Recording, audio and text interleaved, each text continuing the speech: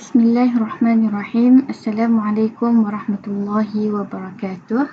كيف حالكم اليوم؟ طيب، اليوم نحن في الأسبوع. ما معنى الأسبوع؟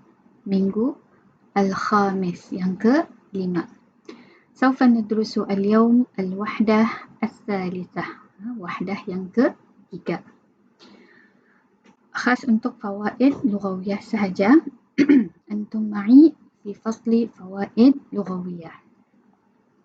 في هذه الوحدة إن شاء الله سوف ندرس بعض الأساليب والكلمات. Ada beberapa asalib atau نقول أسلوب. Kalau yang satu asalib ini banyak.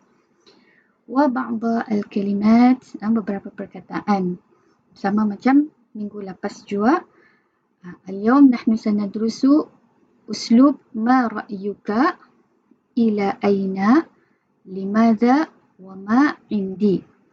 وأربع كلمات, 4 juga, 4 kalimah, iaitu kalimah تذهب, قل, يوسوس ومن.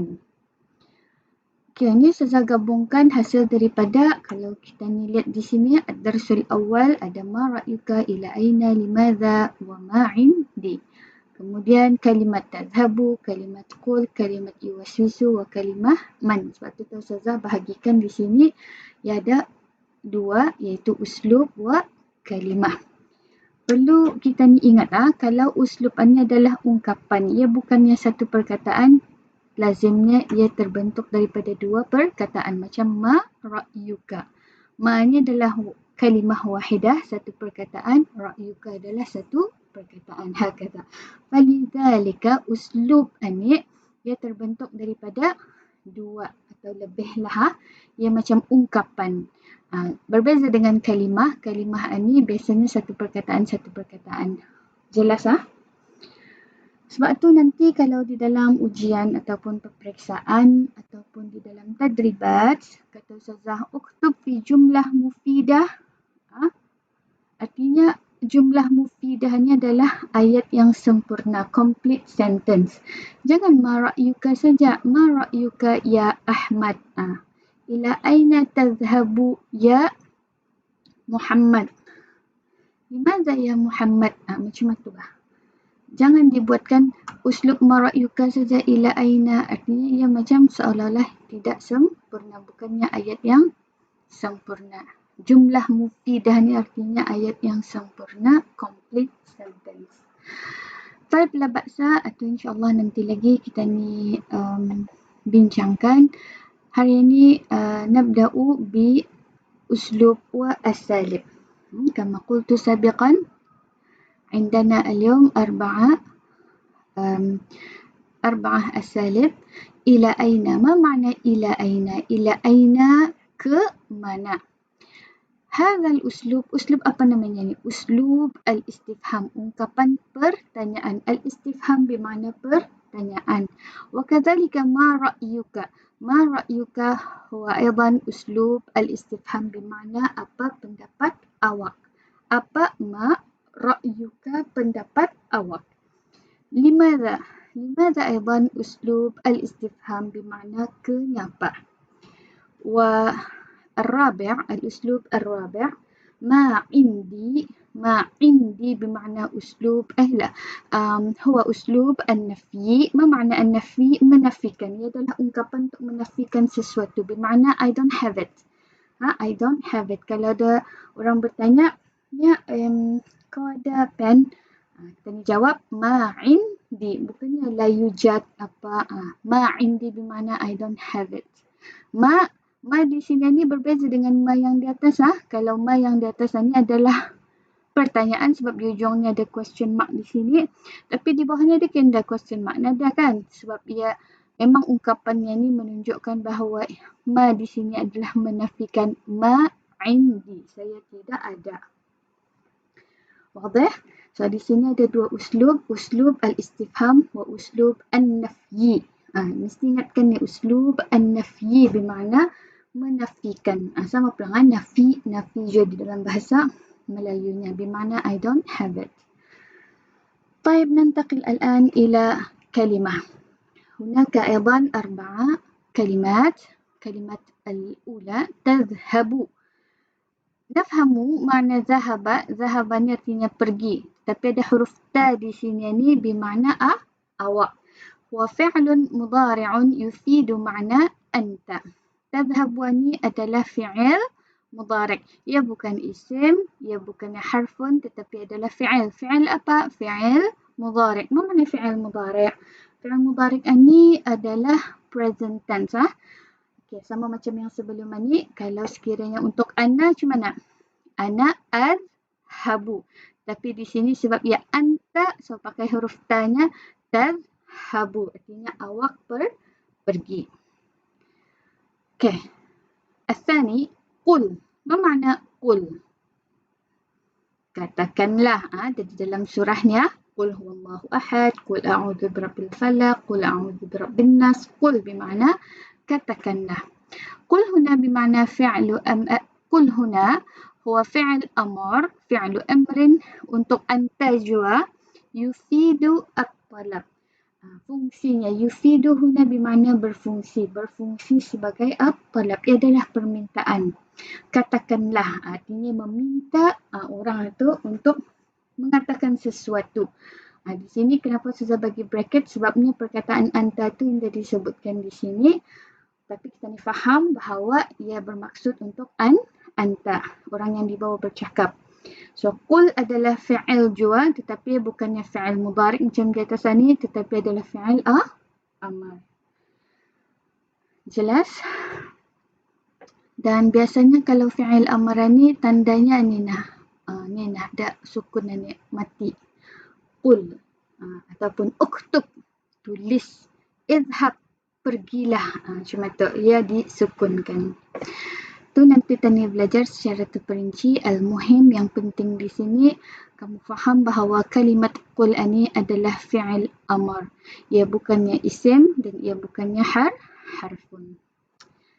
Kalimat yang ketiga yuwaswisu.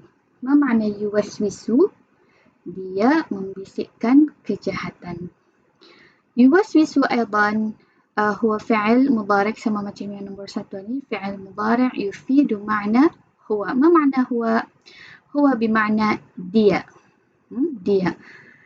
Dia membisikkan kejahatan. Siapa yang membisikkan kejahatan ini? Kalau di dalam surah An-Nas adalah yang dimaksudkan syaitan. So fi'il mudhari' يفيد معنى هو. So yuwaswisu ni ia bukannya harfun, ia bukannya isim tetapi adalah fi'il. Fi'il apa? Fi'il mudhari' yufidu makna huwa. Artinya ia ada memiliki makna huwa ada tadi. Okay? Walaupun tak pada dasarnya indah disebutkan huwa di sini, indah dituliskan anta di atas sana, tetapi kita ni faham bahawa ia memiliki makna huwa. Wadih? So tandanya kalau anta ta, kalau huwa huruf ia di depannya ni. Contohnya kalau sekiranya dia pergi. Kalau ni tadhhabu bermakna awak pergi kan. So kalau dia pergi macam mana? Tukarkan saja huruf ta ni kepada huruf ya. So akan menjadi yazhabu. Yazhabu bermakna dia pergi. Cuma tu juga yuwaswisu ni kalau kita ni kan menukarkan dia menjadi awak membisikkan kejahatan, jadi apa? Tuwaswisu. Tukarkan saja huruf dia ni kepada huruf ta. Sebab itu adalah cara kita ni kan menukarkan.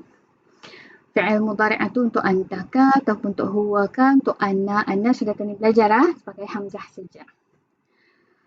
Baik. Kalimah al-akhirah man.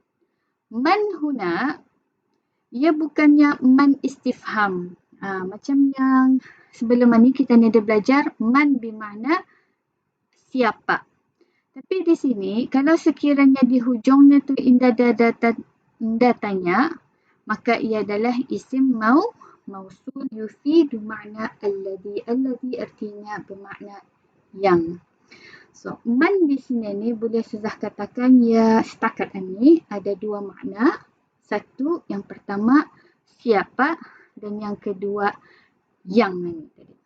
Macam mana akan membezakan apabila ia berada di dalam ayat, ada di dalam jumlah. Barutah kita ni dapat tahu yang ni mana ni untuk istifham ataupun untuk al-ladhi. Kebiasaannya kalau untuk istifham sudah tentu di belakangnya tu mesti ada tanda tanya macam mana. Man yazhab ila al-jami'ah. Siapa yang pergi ke universiti? So ada tanda tanya. Man atau artinya untuk uslub al-istifham. Tapi di sini ia bukannya istifham tetapi adalah isim mausul. Isim mausulannya adalah satu nama lahat terma ataupun istilah yang digunakan di dalam bahasa Arab bermakna al-ladhi. Kamu ada belajar nanti ataupun sudah belajar hadis ini an Uthman radhiyallahu anhu qala Nabi sallallahu alaihi wasallam bismillah khairukum man ta'allama al-Qur'ana wa 'allamahu. Ada dalam hadis ini man, kalimah man. So perkataan man di sini bukan bermakna siapa tetapi adalah yang khairukum, sebaik-baik kamu yang adalah yang mempelajari Al-Quran dan mengajarkannya. Okey. طيب هذا فقط لدرسنا اليوم. Saya ulang semula. Ma ra'yuka adalah uslub apa? Al-istifham. Lihat saya di sini sebab ada tanda tanya.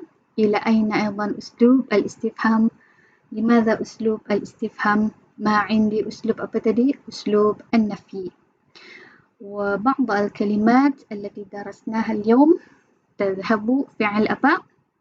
نعم فعل مضارع. وقل فعل أمر. Yuwaswisu fi'il mudhari' untuk huwa wa man. Man di sini adakah ia tanda tanya? La. Ia adalah isim mausul bermakna al-ladhi. InsyaAllah kalau عندكم soal, kalau sekiranya ada soalan boleh tanya Ustazah. Hadza faqat. Syukran wa jazakumullah khairan. Assalamualaikum warahmatullahi wabarakatuh.